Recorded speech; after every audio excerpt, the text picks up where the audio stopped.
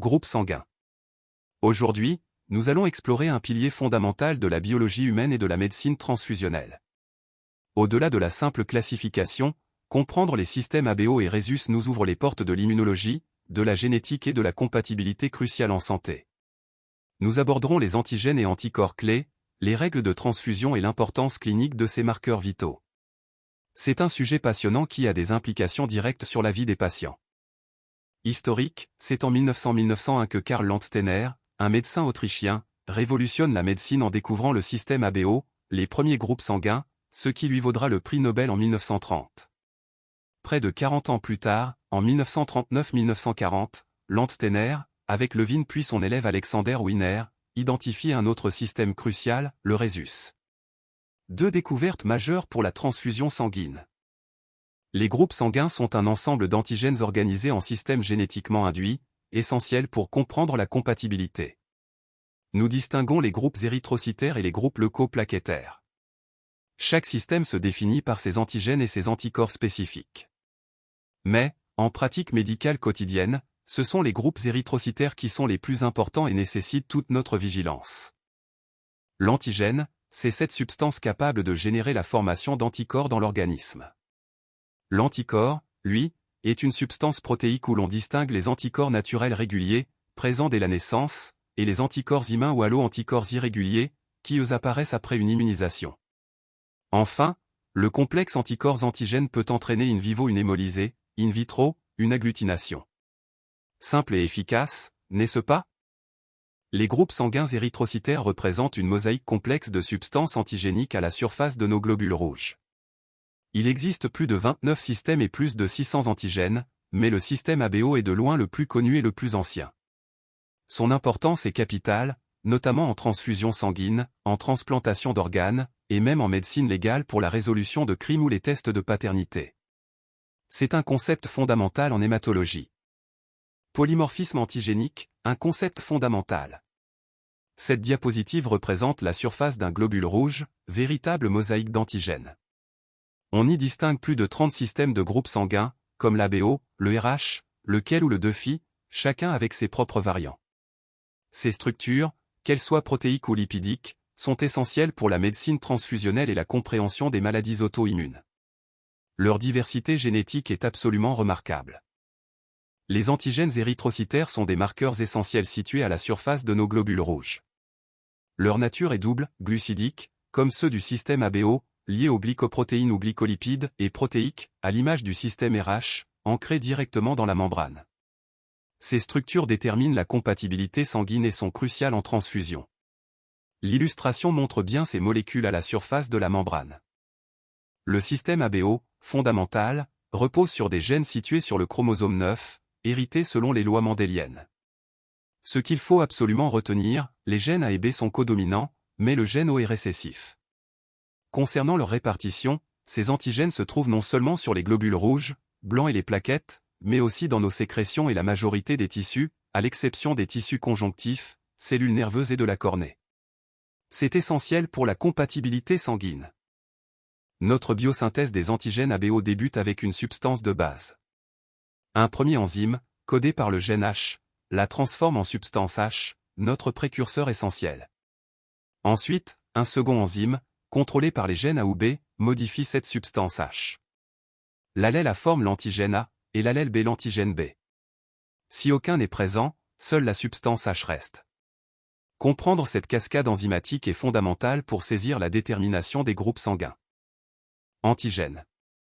Les groupes sanguins ABO sont définis par des marqueurs à la surface de nos globules rouges.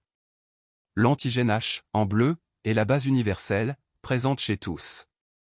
Le groupe O ne possède que cet antigène H. Le groupe A y ajoute l'antigène A, le groupe B l'antigène B. Et, sans surprise, le groupe AB les porte tous les deux, A et B. Simple, non. C'est crucial pour les transfusions. Les anticorps du système ABO, anti-A et anti-B, sont naturels. Ils sont spontanément présents dans le plasma de tout individu dépourvu de l'antigène correspondant, sans stimulation préalable. Apparaissant entre 0 et 6 mois, ces anticorps agglutinants sont d'une importance primordiale en transfusion sanguine. Une incompatibilité peut entraîner un incident grave dès la première transfusion. C'est un point absolument fondamental. Chaque groupe sanguin ABO se caractérise par des antigènes spécifiques à la surface des globules rouges et des anticorps correspondants dans le plasma. Le groupe A possède l'antigène A et l'anticorps anti-B. Le groupe B a l'antigène B et l'anticorps anti-A. Le groupe O n'a ni A ni B mais les deux anticorps, alors que le groupe AB, lui, a les deux antigènes mais aucun anticorps. Notez les fréquences, O et A sont les plus communs. Détermination du groupe ABO, un processus essentiel basé sur deux épreuves concordantes. La première, l'épreuve globulaire dite de Bette-Vincent, est fondamentale. Elle consiste à identifier les antigènes inconnus présents à la surface des hématies du patient. Pour cela, nous utilisons des sérums tests connus, contenant des anticorps monoclonaux anti-A et anti-B, qui vont réagir spécifiquement avec ces antigènes. C'est donc une recherche directe des antigènes présents sur les globules rouges. La réaction d'agglutination, ou épreuve de Bette-Vincent, est la technique clé pour déterminer les groupes sanguins ABO et RH. Ici, l'agglutination aux ces taches rouges grumeleuses indique la présence de l'antigène correspondant. Par exemple, une réaction positive à l'anti-A et à l'anti-D révèle un groupe A positif. À l'inverse, l'absence d'agglutination signifie l'absence d'antigène. Comprendre ce principe fondamental de reconnaissance antigène-anticorps est absolument vital pour la sécurité des transfusions sanguines. Détermination du groupe ABO, l'épreuve sérique de Simonin est cruciale. Elle consiste à identifier les anticorps naturels réguliers présents dans le plasma d'un patient. Pour cela, nous utilisons des antigènes connus, portés par des globules rouges test. C'est très simple, vous prenez le plasma du patient, qui contient ces anticorps naturels inconnus, et vous y ajoutez des hématies de référence.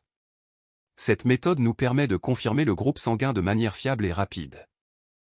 Le groupage ABO est essentiel. Il repose sur deux épreuves, Bette-Vincent, l'épreuve globulaire directe, où l'on recherche les antigènes A et B sur les hématies du patient avec des antisérums connus. Parallèlement, l'épreuve Simonin, ou épreuve plasmatique inverse, détecte les anticorps naturels anti-A et anti-B dans le plasma du patient en utilisant des hématies tests A et B.